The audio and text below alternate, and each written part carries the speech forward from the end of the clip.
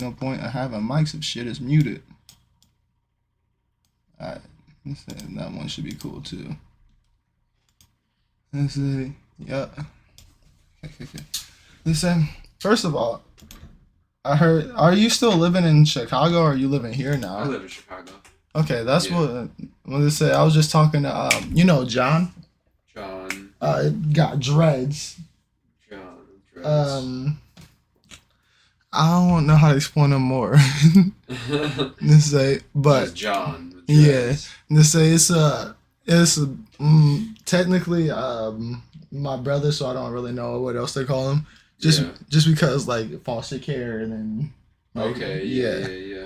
Let's say, but he was like, bro, he is a busy dude. He was talking about you. He was like, he is a busy dude. Uh-huh. He was like, he be back and forth from Chicago to Kalamazoo repeatedly. Yeah. And I was like, okay, how are you feeling right now?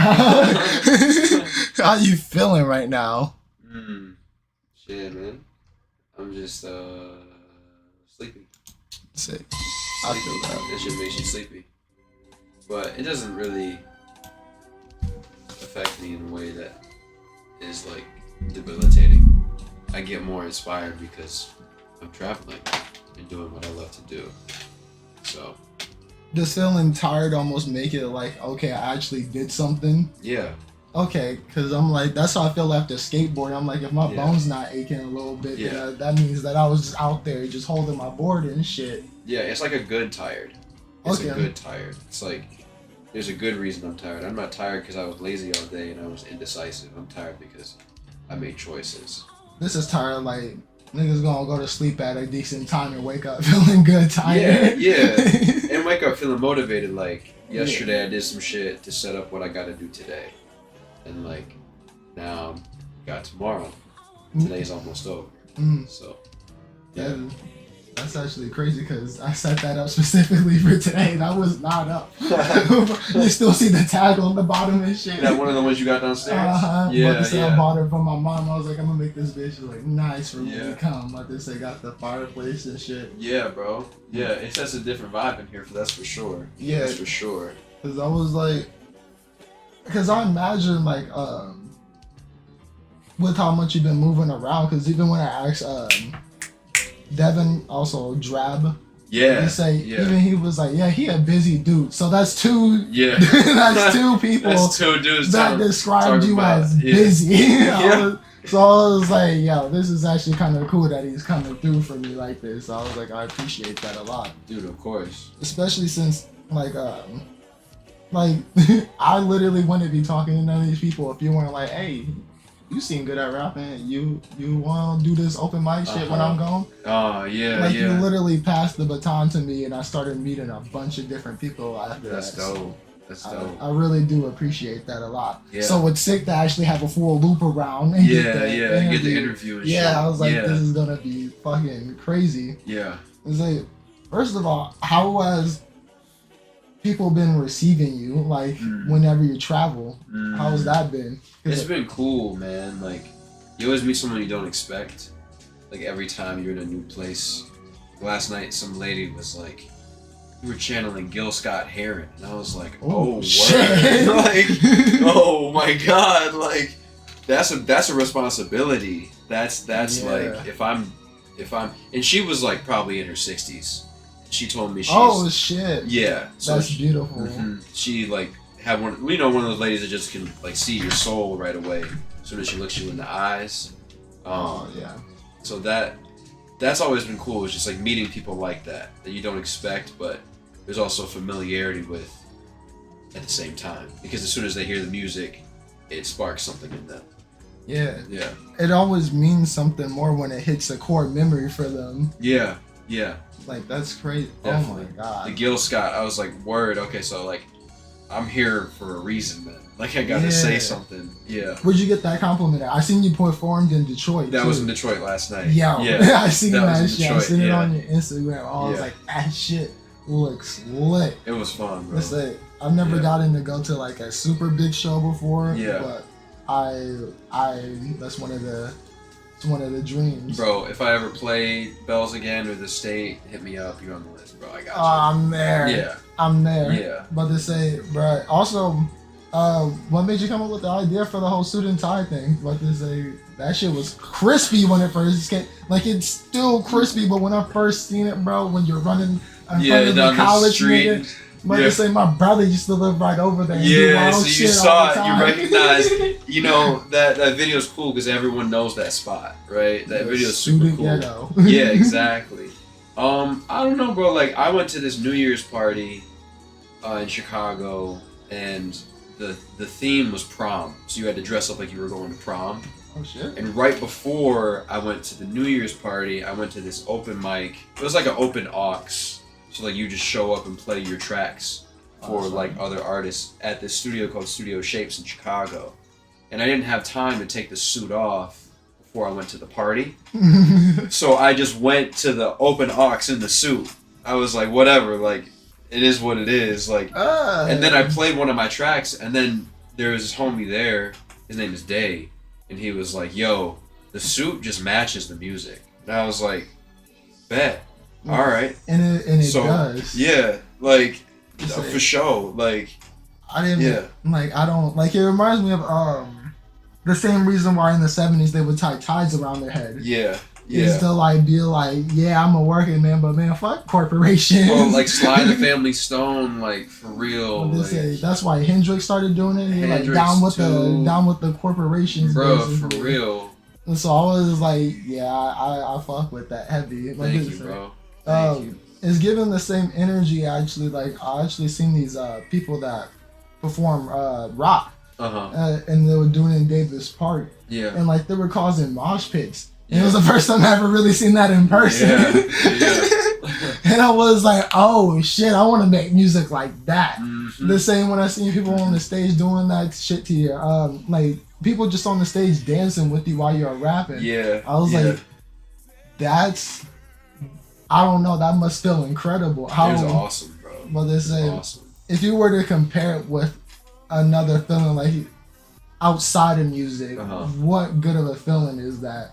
Like that feeling of being on stage with the homies? Yeah. Probably like a good like first date with somebody. Ooh. You know, like something that's do you know like it's like total immersion into the moment. It's a total like you're just the present. Like the only thing that matters in your life is that moment. Because we spend so much time thinking about the future and the past now, especially in this age of like technology where we're like pretty much watching everyone else live and not really living our own lives. So when you have a moment like that where everyone is here, I say that's what I can attribute it to. So like a first date, or you get that job you've been working for, or you're super hungry and then you have like the best meal of the day or like of the week or something, or like you just worked out and you just have a cold glass of water. Or like you worked a long day and now you get to take a shower. It's like those moments that like you really look forward to. And when they happen, it's so satisfying. Yeah. So I guess like, is there anything else that like, I guess like, for me music, I guess is like my main outlet. Yeah. But like secondary for sure is just like talking shit as an art form, just like talking shit about shit. I'm like, man, what the fuck going on with the CIA now? Like, it's just random shit. Like that is definitely my second outlet. And is there anything that you got like a second outlet? Like, it seems like videos that comes out in that. Yeah, I love film. Like, I grew up in a movie family, so like my family really like they like to quote movies a lot, and they like have like a really good like comedic like actor's instinct. So I like film. I like painting and drawing too. Like I like representing kind of like sonics visually. I like the idea of like I hear a song, it's like, okay, like what are the colors of this song? What's the texture of this song? Where does it place me? Because I feel like when we listen to songs and we really like the songs, it's like, all right, not so much what is this song making me hear, what is this song making me see? I feel like that happens to me subconsciously, right? I listen to a song and I'm like, all right, now where is it taking me? Like, where do I want to go? Like, what is the place for this song? So I enjoy that practice of like, what is the visual representation of this audio sensory that like I'm experiencing, for sure. And I wouldn't say one is my favorite over the other. I think they're all connected. Yeah, that sounds like being a lyrical illustrator. Mm-hmm. Sure. Like being able to paint. Like I guess my favorite, it would definitely be MF Doom when it came to painting pictures with his lyrics. Yeah. Yeah. Mother say sell rhymes like dimes. Do it faster to think about the broken times. Open rhymes like if you're just happy to see me trick. Classical slapstick rappers need chapstick. Man. I'm about to say, bro, like I love that shit, and like not even just like, since he wasn't just like rapping and he was producing all his beats too, he was speaking through like his own canvas. Yeah, and like through literally like comics and shit. Like he was literally speaking through. He would chop up comics and be like, he was beefing with himself at one point. He was, bro. He was, bro. Yeah, because we do. I mean, don't we all beef with ourselves? Oh yeah, definitely. All the time. But they say he and I ain't know this, but he was like a little schizophrenic too. Oh, I'm sure. But they say, but that made that man insanely good at rapping. Yeah. Like all he thought was music. Like, and I watched the interview. And he starts talking about the link in between quantum physics and music. And I'm like, this motherfucker's a genius. Yeah. You get so far down one rabbit hole, it just opens up another one. Yeah. For real. That's exactly what I thought about though with the illustrations and shit though. Because it's literally just a bunch of vibrations activating some electricity in your brain and making it like shake up into some imaginative, creative stuff. Exactly. Like that leaks out your mouth. And I'm like, I wonder in this time and space, what were the chances of people that know how to talk well being the leaders of the world? Cause like obviously there's people that are like, they don't say shit and they rule the world, but you don't talk about those people. Yeah, they don't want to be talked about. Yeah, I was about to say, man, you gotta avoid those people for sure. They say one day you get invited to a party that look a little bit too rich, and you're like, why you got 8 chandeliers in one room? That's a lot. Yeah. They say you're gonna end up in one of those mass parties and stuff. What they say, but like for like basically like, I don't know what it is about words, but they move people. Like, cause they can even make a riot happen. They say, and I think it's interesting that I'm able to feel something from like music, and like I feel something from your music. That's why I'm like, it'd be sick to be able to actually just get to sit down with them in a comfortable spot and talk with them and see what's up with like how he processes music, because like obviously you got a fast flow for sure, and they say you got a fucking fast flow. They say I've seen you slow it down before during freestyle and stuff, but they say but usually it's like like, are you thinking that fast, or is it just like I'm gonna write it like this, then this how I want to perform it? Like you thought it slow, then it's like I'm gonna rap it that fast. It comes fast because it at least when I use a pen and paper, it's like I hear it as an instrument before I hear it as a word, right? I hear like, oh, this flow could work, right? And then it's like, oh, now these words fit inside this structure. I'm a drummer first. Okay. So I naturally, like, like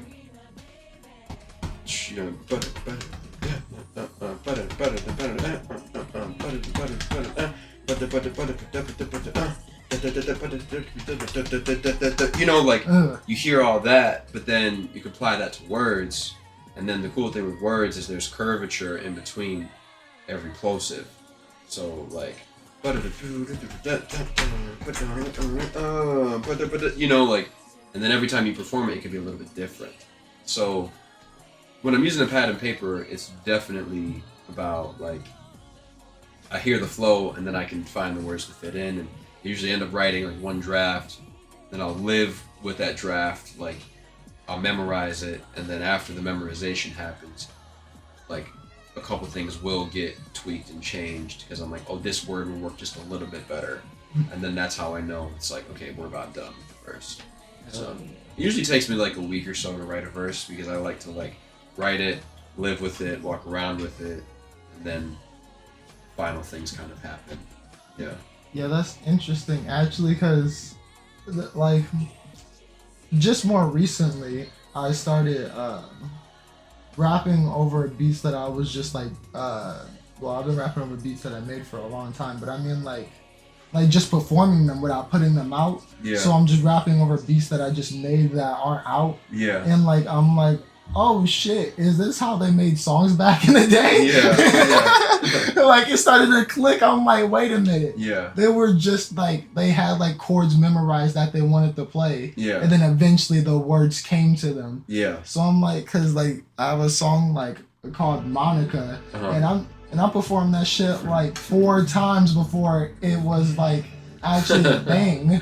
It's called Monica? Yeah. Why is it called Monica? It was this crazy ass anime girl off of this fucking thing called Doki Doki Literature Club. I thought you were like playing words there and shit. Like, oh, Monica. Yeah. Monica. Like the Jack Harlow shit. But they say, like you know his album name, right? If you look at the photo for the anime girl though, it's actually blackface. Oh, for real? Yeah. But to say it's just a cutout picture of blackface over her face. That's crazy. And it was like, it's just like a love song, and it sounds beautiful as fuck. That's crazy. But like, it's like, that's always been like my style, was to like definitely push the limit with like art. Is my my inspiration for when it comes to designs most definitely is like Tyler. Yeah. Because his debut thing, when he had his commercial, he was like flipping crosses upside down. And, He was, and they were like asking, "How do you want to promote yourself?" And he's just like kicking over shit and throwing cups at the wall. The thing though is that even as he was doing that, he was building his brand at the same time. Yeah. Yeah. This thing was beautiful. Odd Future Wolfgang. Yeah. Like, I was young and I still remember that. Like I was really young. It was just my brother, Antoine. He loved it so much that I was like, well, if my brother thinks it's cool and he's cool, then that shit's cool. That was your older brother? That's your older brother? Yeah. Like I said, my brother Antoine, he got me into most of the music that I listen to nowadays. Yeah. Cause like even like slow beats like this, he would like show me people like rapping over stuff like this. Yeah, yeah. Like the hardest verses that I ever hear. Yeah. And to say, and he got me into basically all my genres of rap for sure. Yeah. Then when it comes to like R&B and stuff, obviously moms and grandmas and stuff. Yeah. But to say, because they got the hookup on the R&B for sure. Yeah. Yeah. To say, but I forgot why I was even saying that. To say, but I just remember like the era of when people were like doing it because they thought it was the free thing to do. Yeah, yeah. Like I think that's so beautiful. Like Little Richard, for example. Yeah, yeah. Like Little Richard, he was a interesting dude because he was like, yeah, all the white crowds wouldn't let me play there. Yeah. Unless if I dress feminine. Yeah. Because they're worried about me taking their women. Yeah. And then he still would. He still would. Yeah. But they say they got mad at. I've been watching a lot of his fucking performances and interviews. Yeah. And like the people who were guarding his stage were getting mad at him because he was like bringing white women onto the stage and taking off his shirt and throwing it into the crowd. They were ready to kill him. Little Richard was crazy, man. And he was like throwing his shoes into the crowd. That must have been the first person to ever throw their shoes into the crowd for people to like jump for. Yeah, yeah, like, for real. Like I think that freedom is important, and I think that you're like, you remember when Seth Rogen was dropping movies by himself and shit? Mm-hmm. They say that's the same feeling that I'm getting. Is when Seth Rogen was making shit like this is not the end, and fucking The interview? Yeah, the interview. Oh my god. Yeah. The interview. Classic. Yeah. They say, yeah, or that whole entire era. Like, I'm like, yeah. Like, that's why I fuck with it so heavily. Like, that's the chord that it struck with me. Damn. But to say was that Seth Rogen era when he was really, like, into everything. Yeah, for real. He's like, the president's dumb, this guy over here is dumb. Yeah. And this is why both of them are dumb together. Yeah, for real. You say nobody's right in this situation. We're all a bunch of jackasses. Yeah, bro. I know. Like, for real. And I was like, and I'm like, bruh, like, so like basically like rap is like what they said about jazz when it first came out. It was like it's evil music, polluting the mind and shit. Yeah. So I feel like the suit and tie, like to me, also is like they used to make people dress up like that in order to perform. Yeah. So to me, it's almost like going against it. Yeah. Because it's like you're being all rough and shit. Yeah, exactly. Like running in the tie and suit and shit. So yeah. I really do like appreciate it, like the freedom aspect. Like that's what's striking with me is freedom, bro. I guess. Yeah, definitely. Yeah, it's like remove the connotation from the image, or like redefine the expectation of when they see someone in a suit. And like what they're going to do in that suit, right? Yeah. I'm not gonna be politically correct in this suit. Like, I'm not gonna like follow your rules just because I'm wearing a suit. I'm gonna wear what you're wearing, and I'm gonna live outside of what your expectation is of what someone who has this uniform on is doing. Also, like the Matrix. Yeah. Like it's also like the Matrix. Like, I guess, that's literally striking the freedom chord in my mind. Yeah. Because everything I keep thinking leads to like a freedom aspect. Yeah. But like, I really, really respect it. Thank you, man.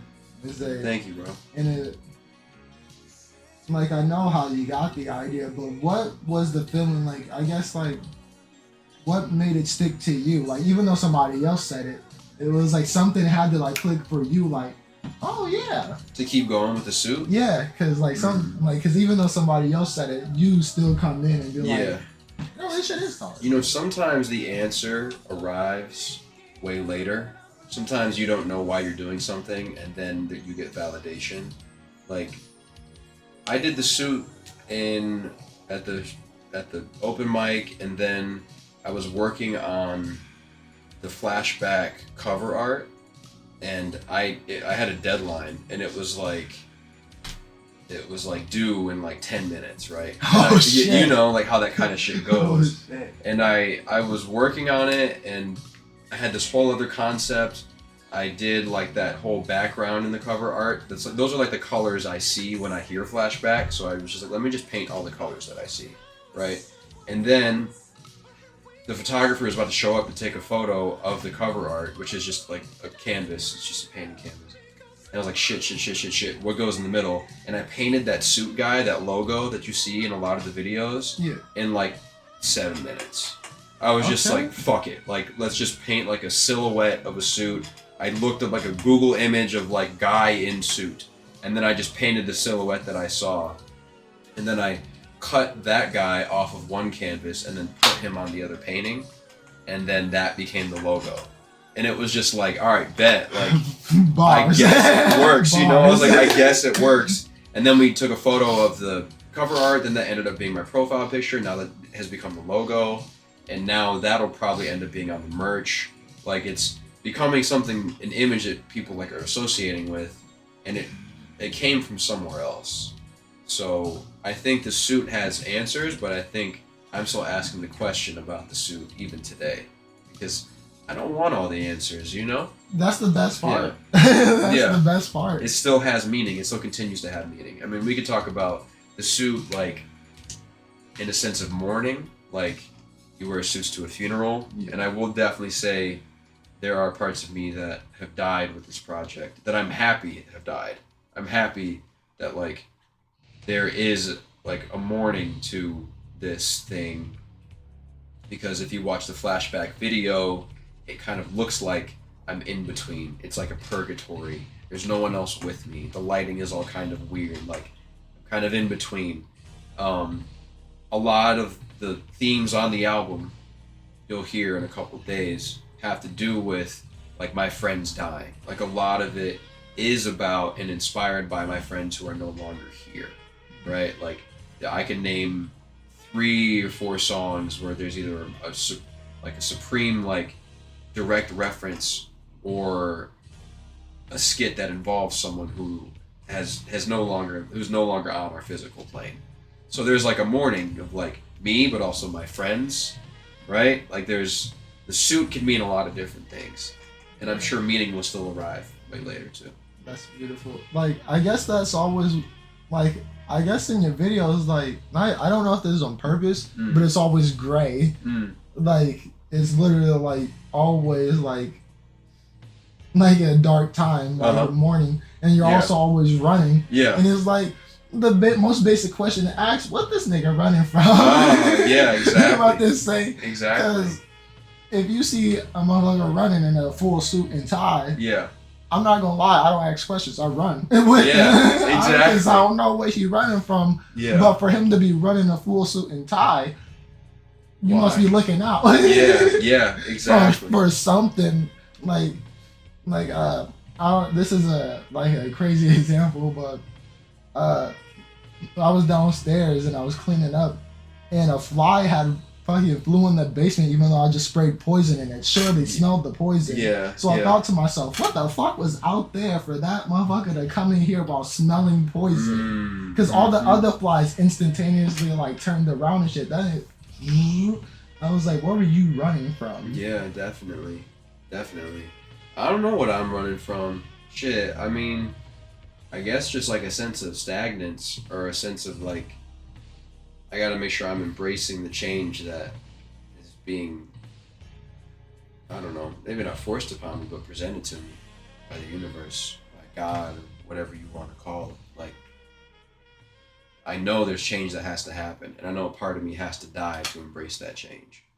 For sure. Do you think it weighs heavy? Like, because it almost sounds like the universe is like this team, and it being like that and so like friendly towards you after all the shit that's happened almost feels heavy. Like, how is it still like this, even though everything kind of feels like it's going like this? I don't know. It's just kind of funny. You gotta just laugh at it. You're like, ha ha ha. You know, like. No, for real, I guess both things are true. I guess something tragic and beautiful can happen at the same time. Absolutely. I mean, it's a beautiful day today, and like we're not in Venezuela right now after a 7.5 magnitude earthquake. Yeah. Just like leveled a bunch of buildings and killed a bunch of people, right? Like we're talking about something great, and in other parts of the world there are things that are not great happening right now. You know, and we're both coexisting at the same time. The best thing we can do for something like that is to at least bring awareness to it and like talk about it. Yeah, you know? It's an interesting time right now because you're able to know about everything. Yeah. But since everybody knows about everything, know-it-alls don't like to work together, and we're less unionized now because know-it-alls feel like they got it. Yeah. But to say people that are like, okay, let's work together, it doesn't feel like they got it on their own. No. But to say, but it's still beautiful. Yeah. It's like, let's, like, for some reason, somehow, Michael Jackson, Martin Luther King, and fucking, I don't know, Jesus got into the same room, and like we're like telling people, hey, we should act like this. People would listen very intensely because who they are. Yeah. Like, there's just a loss of soul because they're not. A lot of people won't be able to just be able to be like, okay, fuck, I've been doing it all wrong. Yeah. It's just straight out like I've been doing it all wrong. And I've definitely had those moments where I'm like, oh shit, I'm doing it all wrong. Like, and it feels better afterwards because it's like, bro, if there's something better, like on the other side, and now I choose to ignore it, now I'm just an ignorant bliss motherfucker. Yeah. Because I'm not gonna not be in bliss. Yeah. No, you have to. You have to accept reality. You have to. And that's where true joy can happen too. Not just all pain. Yeah. Reality is not all pain. Reality is just, that's what it is. It's just real. It's real. And there's everything that happens inside of it, bro. Joy, pain, grief, love. And you don't really know what one is without the other. Facts. That is fucking true as fuck, actually. Listen, man, I've been really learning that shit like more now than ever. Cause I'm like, you can't even relate to nobody if you ain't got all the emotions down. Yeah, I mean, isn't there a theory like the only reason you're ever mad at someone is because they remind you of like a part of yourself that you don't like? You say, yeah, most of the time, because it's like, how could you not reference that? I mean, there's probably extremes, but yeah, but even then, it's something inside of you that's almost like, me and you should understand each other. Why are we not understanding each other? Yeah. But they say, so it's still like you're punishing yourself type thing. Yeah, when you could just talk about it instead. They say, yeah, this language is beautiful. But they say we invented this shit in a bunch of different ways for a reason. Apparently, they did. Well, yeah, they did. There's cultural differences happen, but there's so many things in the way we say things, not just what we're saying. Yeah. That has its own sense of feeling, right? Like, facts. Someone speaking to me in Spanish, I can still tell when they're angry by the way that they're speaking to me, right? Yeah.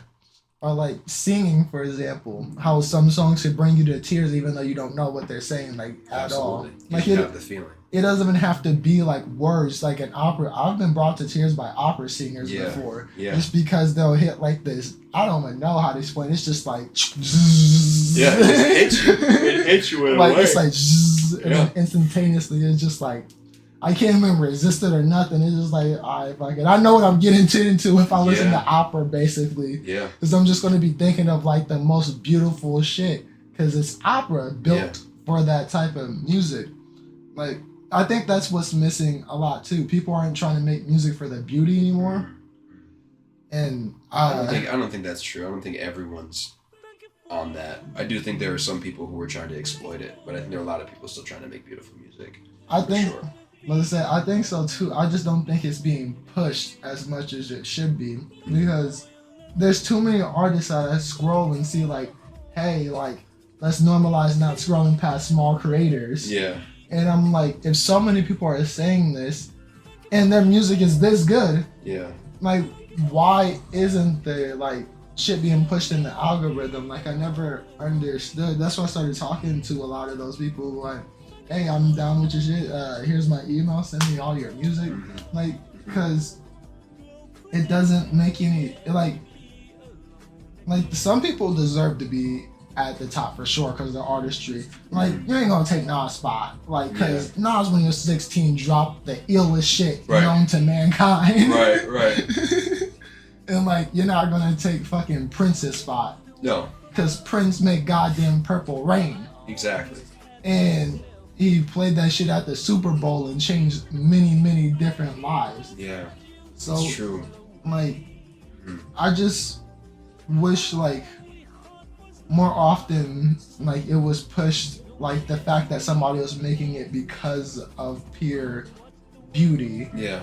Like, okay, like I love Tyler to the max. I got a shirt of this thing. I got like 3 or 4 of his albums. I got Igor, I got Call Me If You Get Lost, the deluxe edition. Yeah. And I got Wolf. I need to collect the other ones. Yeah. I love this man.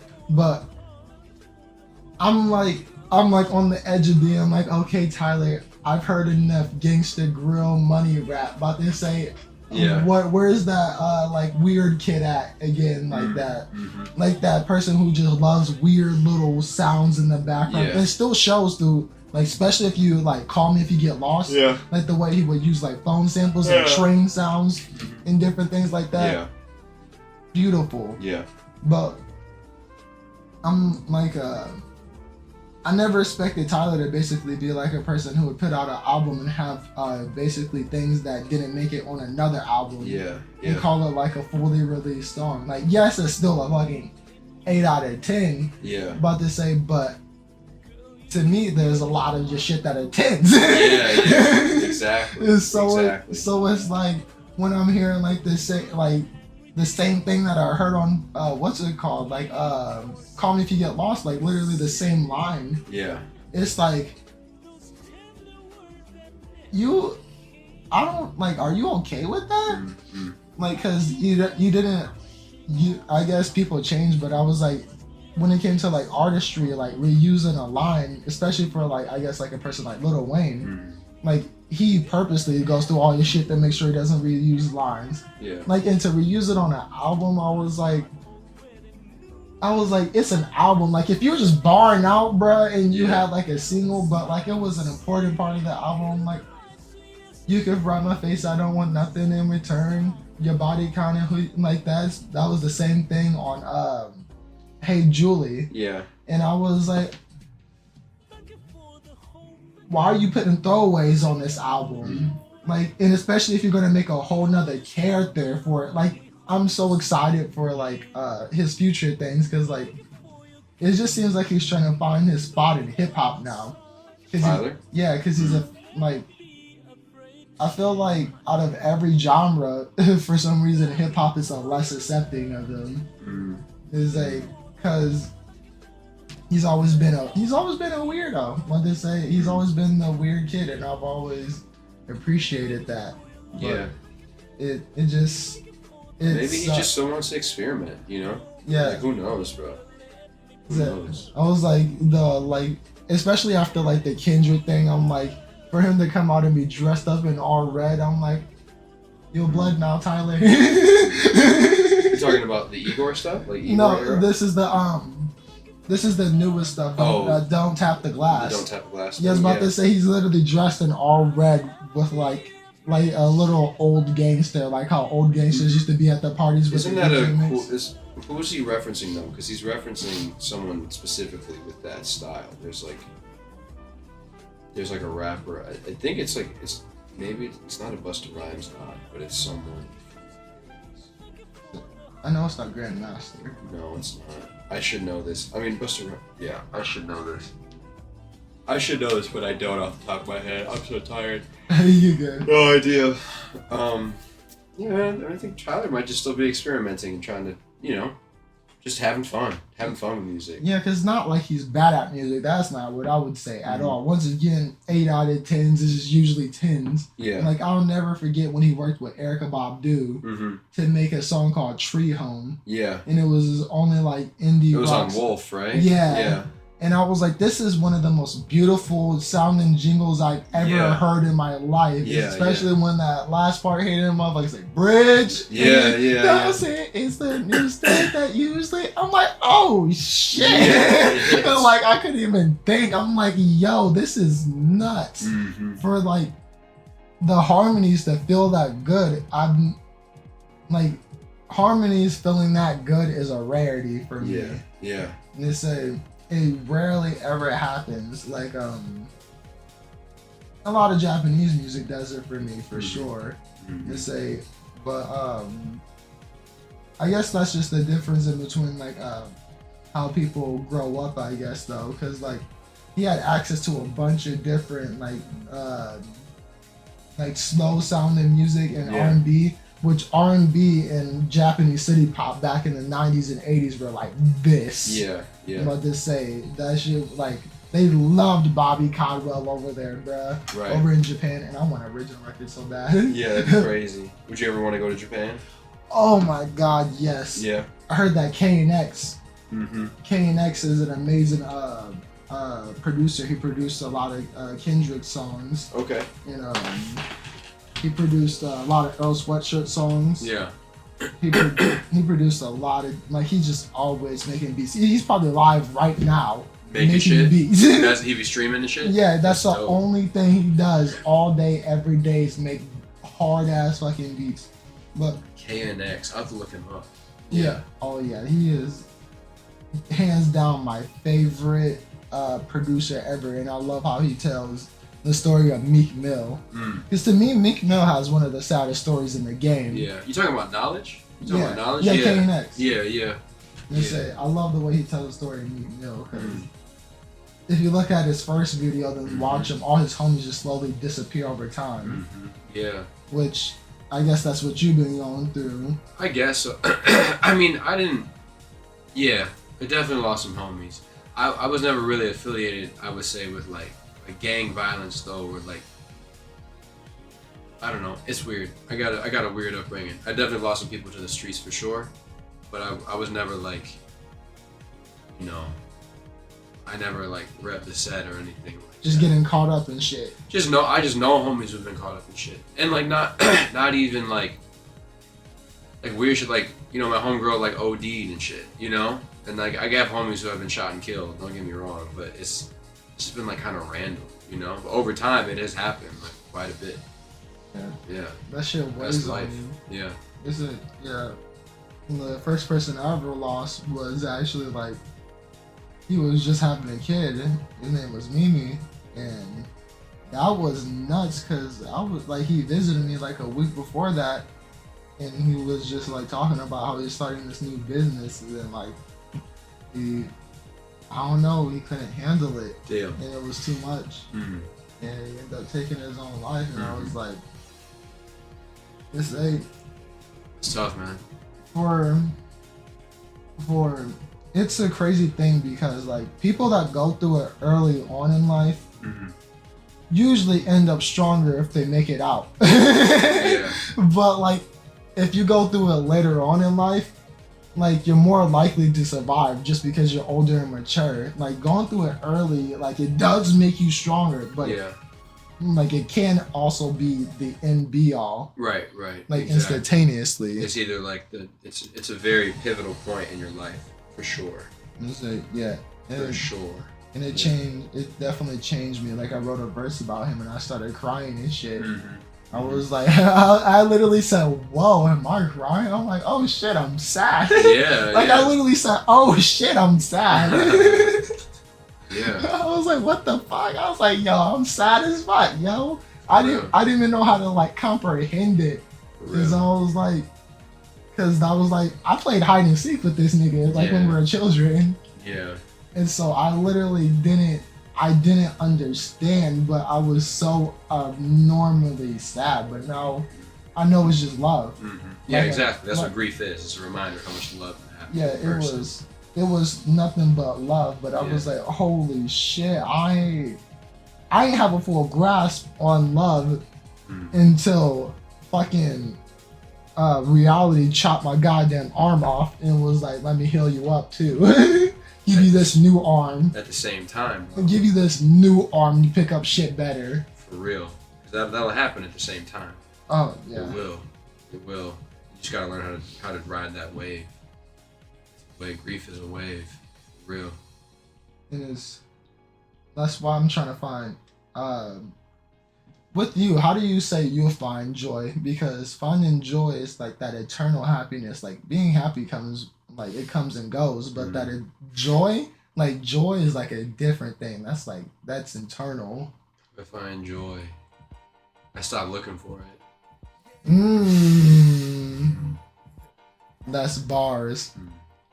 Say, man, it's usually when you stop looking for shit just hits you in the back of the head, like, and then you gotta turn around like this a little bit, like humbled and shit. Like life almost threw a paper ball at the back of your head, and when you opened it up, it said, "Motherfucker, I love you. You got this." You gotta trust that it's real. You have to trust. That's once you start thinking about joy or happiness or something that you have to like, you know, grab like this. Nothing is ever enough, right? Nothing's ever enough when you're trying to get everything. Yeah. Because then nothing is ever truly satisfying. So I guess that's why I'm saying I stopped looking for it, because then I get surprised by little things that I wasn't expecting. Like, last night we were in Detroit and we had our show and it was cool. We opened for this guy and we had a lot of time in between like our sound check and when we had to go on stage. So we went next door and there was like this bar. It was called The Yard. And it had like giant pong, like trash can sized like pong cups and like basketballs. and like I wasn't a part of the plan, but we had time to kill, so we just started playing giant pong, and then we played our set, and we had some time before we had to come back home, so we just went over with like a couple homies that came to the show, and then we played giant pong for like an hour, and I felt like I was 12 years old, and that was not a part of the plan. That just found us, and that was like the highlight of the night. It was like we just got to play a simple game and act like kids. Yeah, that was fun, bro. Before we had to get back on the road and like get ready for the next show. Yeah, that was lit. Here's when I was a kid, I used to imagine myself on stage performing for people. Is that why you do it now? Because that's why I do it for sure. Because that child in me is like, that's that shit I still want.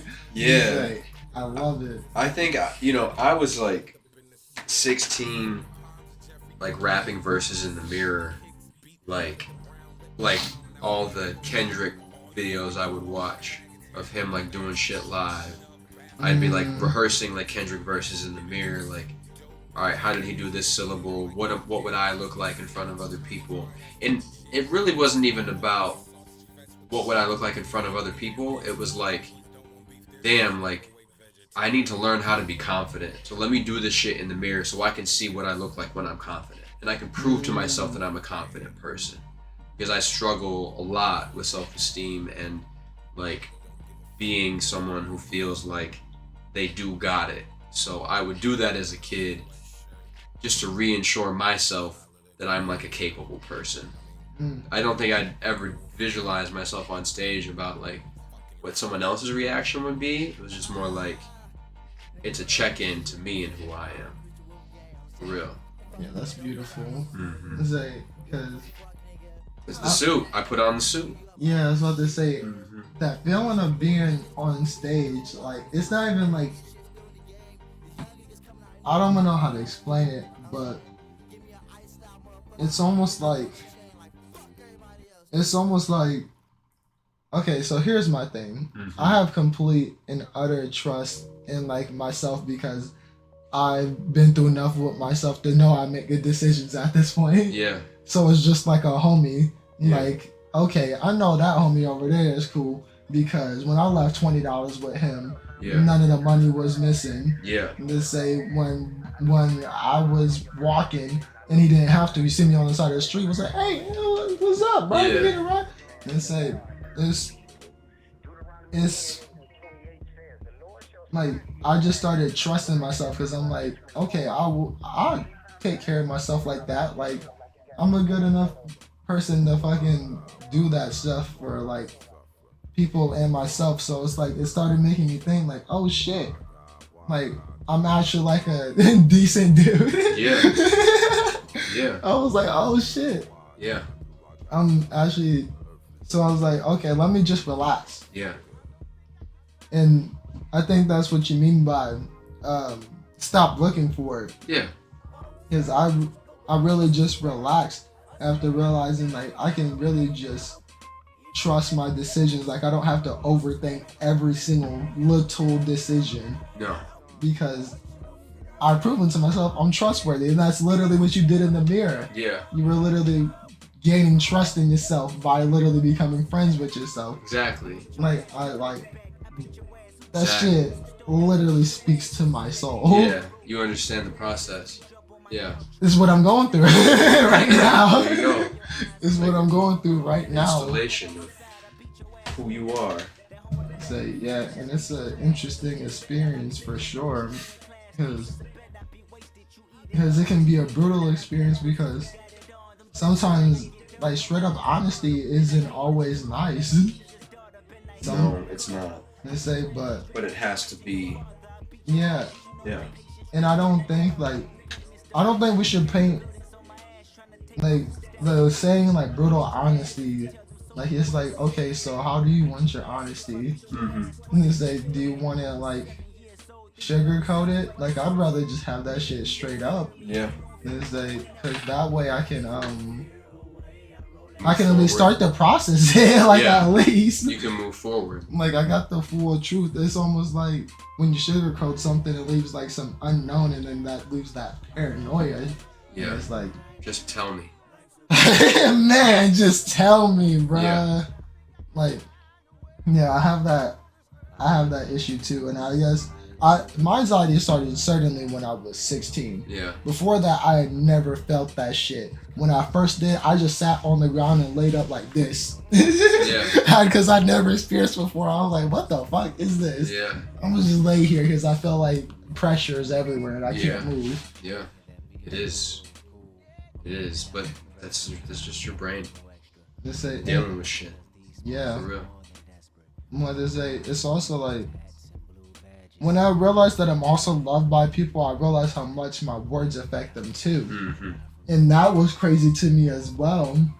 Because I'm like, I got nieces and nephews, and I really started thinking about how I speak, because there's certain things that I remember that I'm sure that adults don't remember from when I was their age. Right. And I was like, yo, it's all about timing with the words, bro. Because there's some things that when I was a child, I definitely misunderstood. Yeah. What to say, and if they would have said it to me of like this, then I'd have got it. And it's just like, I like seeing how some words affected me, and then later on I realized like, oh shit, and like I was like, holy shit, people really value my words. I was like, They do. It's a shocking thing to say, and I guess that's how people are feeling when they listen to your music. Because if it wasn't, then people wouldn't have been latching on. Like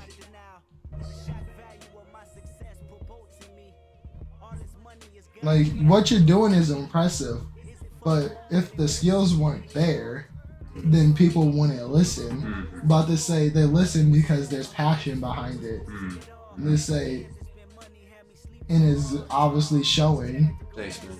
So, yeah, I don't know. I guess I'm appreciative of what you're doing in Kalamazoo for sure. Say for sure. It's where I'm from, so it's a natural.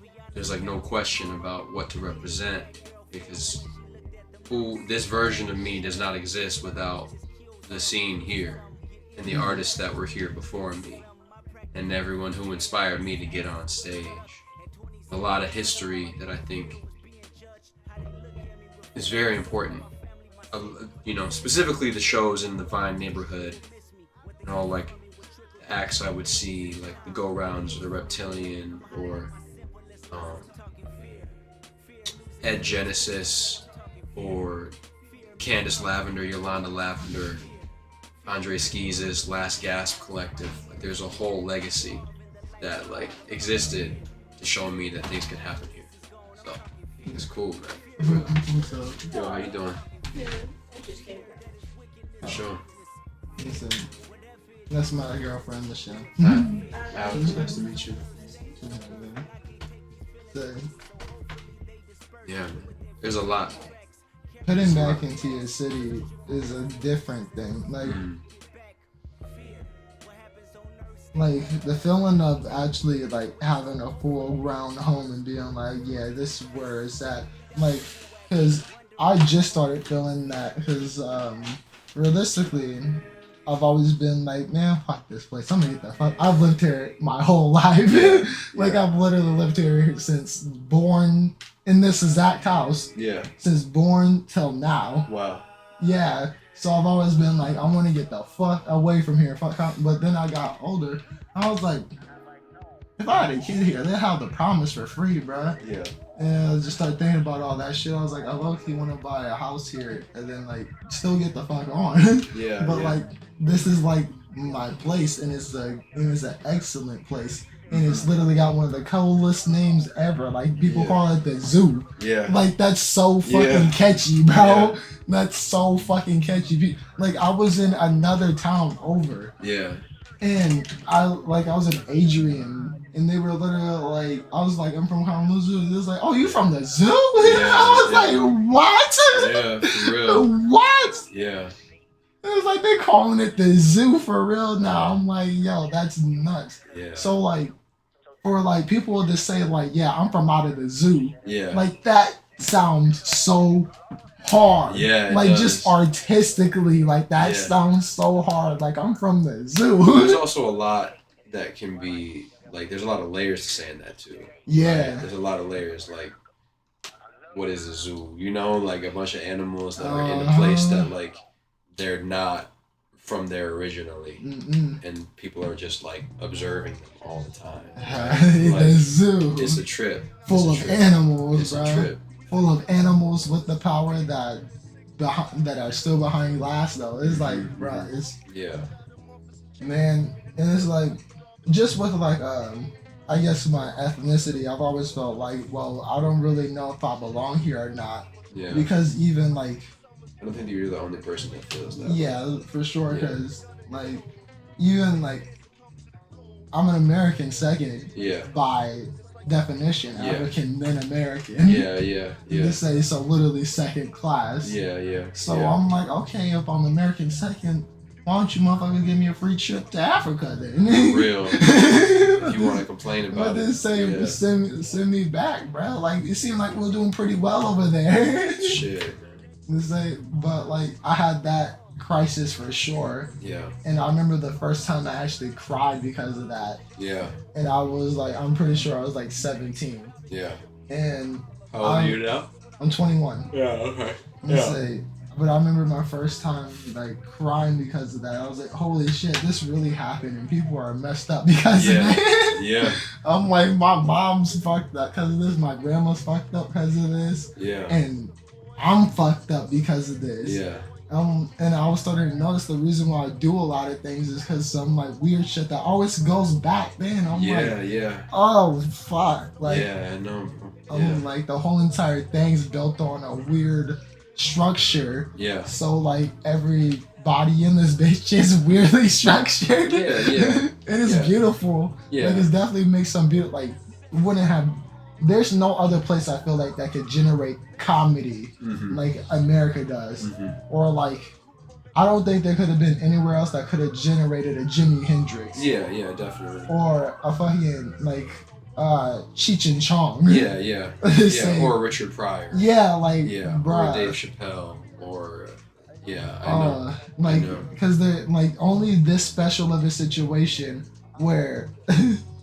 Where the people from another country came over here, and then it wasn't in a plan for the slaves to escape. So now everybody's looking at each other like, okay, what we gonna do now? Yeah. And in some ways, that's still being figured out.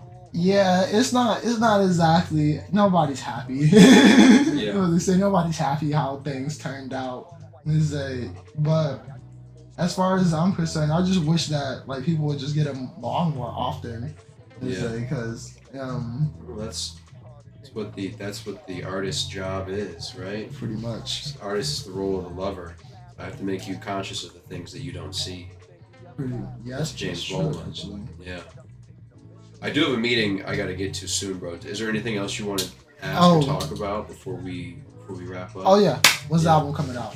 June 30th. June 30th. And just say Tuesday, next Tuesday. Okay, Tuesday. Yeah. Any specific time, or is it just midnight wherever your time zone is? Just say, and I'm assuming it's on every single platform. Yeah, it'll be on streaming to get started, and we'll have physicals over the next few months. I'll do tape, CDs, vinyls, merch, all following the release. So it's gonna be nice. Yeah. Well, what to say, man? Yeah, I appreciate this a lot, man. No, I appreciate you having me, bro. Yeah, this was incredible. I feel like I actually learned. That's good.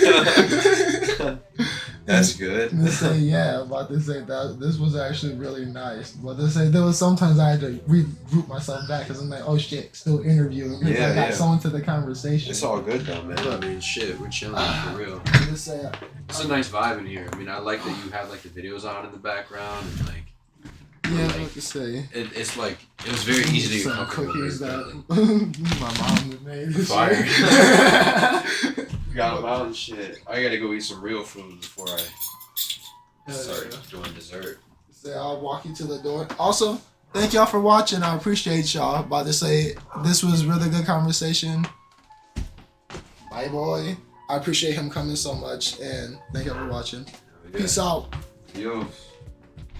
Ooh, this is gonna be cold. You need to put it up on IG, YouTube. Yeah, I'm gonna put it up on. I'm gonna put it on IG. Put it up. Okay. Just tag me and put those up, okay? Okay. Yeah. Appreciate it.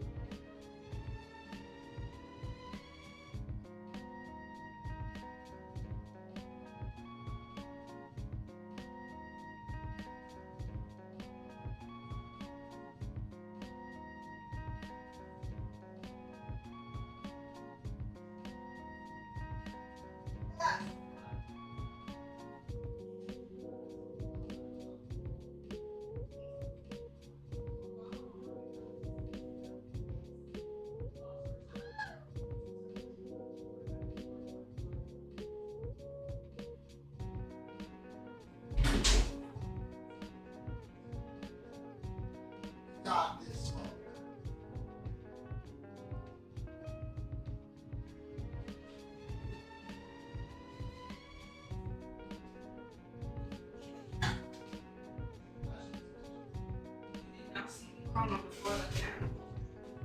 Oh, you didn't.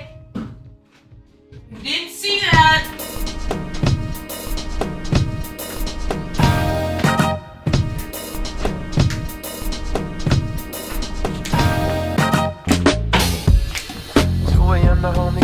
No, just got you, Doji. Hey, baby. I hopped into the Camry, I was like, I'll be right on my way, right on my way. Dude. Hey, baby. What you doing here? I need you to kindly, respectfully get off the bed. Get your ass off my bed.